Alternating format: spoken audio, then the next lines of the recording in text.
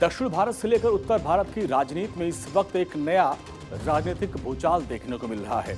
एक तरफ चुनावी वादों और लोक लुभावन योजनाओं की बरसात हो रही है और दूसरी ओर 2029 की प्रधानमंत्री की रेस को लेकर भी सहयोगियों के बीच तलवारें खिंच गई हैं। सही सुन रहे हैं आप।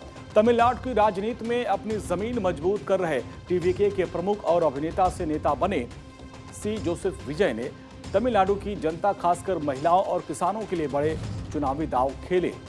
विजय ने परंदूर ग्रीनफील्ड हवाई अड्डा परियोजना को रद्द करने का ऐलान किया, किसानों का दिल जीतने की कोशिश की और महिलाओं के लिए मुफ्त बस सफर की और एलपीजी सिलेंडर का मास्टर स्ट्रोक चला।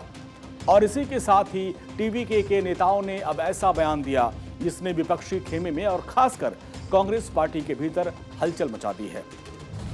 तमिलनाडु में टीवीके के प्रमुख विजय ने महिलाओं के लिए बस यात्रा, गैस सिलेंडर का दायरा बढ़ाने के साथ साथ किसानों के विरोध के बाद एयरपोर्ट प्रोजेक्ट को रद्द करने का वादा किया।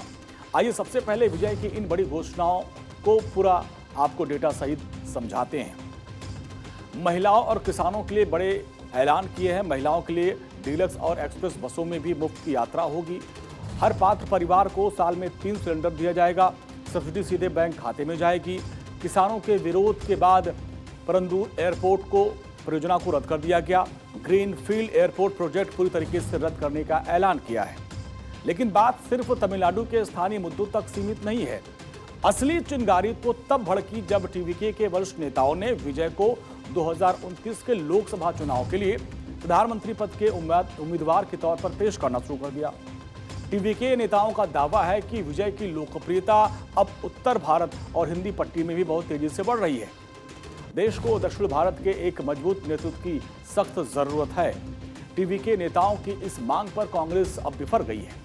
तमिलनाडु कांग्रेस के नेताओं ने साफ कर दिया कि 2029 में प्रधानमंत्री पद के उम्मीदवार सिर्फ और सिर्फ राहुल गांधी ही होंगे। कांग्रेस ने टीवीके को अब नसीहत देते हुए कहा कि पार्टी अभी भी एक फैन क्लब की तरह बर्ताव कर रही है। दोनों पक्षों में इसको लेकर खींचतान है और उनके दावों को आपको समझाते हैं। अब आप सोचिए कि पीएम की उम्मीदवारी पर टीवीके वर्सेज कांग्रेस की अब वार पलटवार की दौड़ चल रही है। टीवीके का दावा है कि विजय में पीएम बनने की क्षमता है। जन कल्याणकारी योजनाओं से हिंदी पट्टी में भी उनकी लोकप्रियता बढ़ी है। जबकि कांग्रेस की तरफ से पलटवार किया गया कि तमिलनाडु कांग्रेस ने मांग को खारिज कर दिया।